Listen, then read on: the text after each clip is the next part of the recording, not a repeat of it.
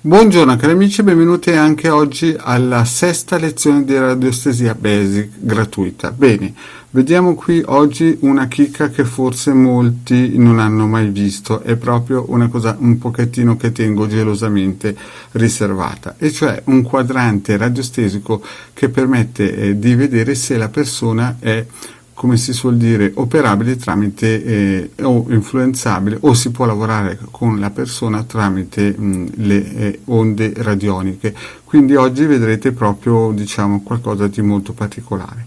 Però prima di iniziare il vostro Marietto vi chiede, se non avete ancora fatto, di iscrivervi al canale del Gara Marietto Veneziano e di venire nei nostri gruppi Facebook e anche iscrivervi chiaramente, e anche nel diario del vostro Marietto.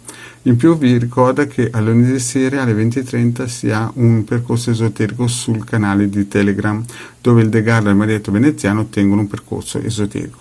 Nell'eventualità vi scappa anche un super like, e sempre ben accetto.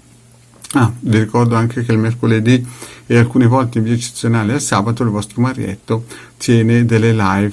Adesso andremo anche sul tubo, e quindi mi hanno domandato come mai alcuni non riuscivano a fare delle domande sabato scorso, per il semplice fatto che vi dovete iscrivere al canale, se no le domande non possono essere fatte. Bene, prendiamo subito in esame questa lezione. Andiamo avanti con questa lezione qui.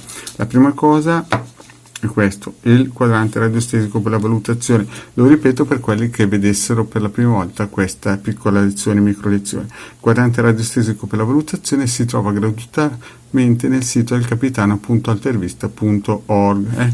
Vedete il sì e il no, e qui si mette il testimone. Il testimone può essere tranquillamente una foto, un nome, cognome e data di nascita scritto su un foglietto di carta, o eventualmente un capello, un pezzettino di unghia o un'ovatta imbevuta di saliva della persona che si vuole esaminare. Poi, prima di iniziare sempre le varie operazioni di ricerca di scie energetiche, quindi tramite la radiestesia, consiglio sempre di fare delle meditazioni della stella di Davide. Il vostro Marietto ha messo delle meditazioni sul canale gratuite da ascoltare, eventualmente anche l'ovetto luminoso di protezione col cerchio di fuoco, così che restano lontano energie congeste e negative. Poi chiaramente mettetevi sotto i vari circuiti che il vostro Marietto ha fatto vedere nelle varie pillole. Ormai il vostro Marietto ha fatto più di 320 pillole, e quindi c'è abbastanza materiale su cui poter indagare e visionare. Bene, iniziamo subito. Passiamo subito allora al quadrante, perché questo qui, chiaramente, questo quadrante radiostesico per la valutazione abbiamo già visto nelle altre pillole, nelle pillole 1 e 2. Vediamo il quadrante nuovo che vi ho detto, ed è questo: per valutare il grado di apertura e di sensibilità a energie radioniche. Vedete?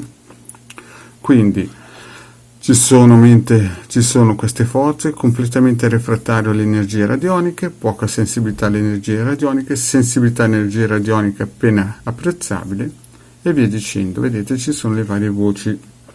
Quindi quando una persona vuole essere analizzata periodicamente bisogna prendere il suo testimone e bisogna vedere chiaramente se è una persona che ad esempio ha apertura massima alle energie radioniche, oppure è eccellente alle energie radioniche. Se la persona non ha abbastanza apertura, perché magari basso di Bovis o quant'altro, o è in una zona in cui le energie radioniche non possono influenzare, che non sono le energie radiostesiche ma le energie radioniche, cioè quello che noi lanciamo tramite ad esempio i circuiti di protezione, allora chiaramente non si può operare in quella direzione. Quindi mettiamo il nostro testimone, che ipotizziamo ci sia, ad esempio facciamo finta che sia il mio. Questa chiaramente è una lezione didattica molto breve, quindi prendo il pendolino, incomincio a fare spazio mentale col Om nella mia mente e dico in silenzio Om,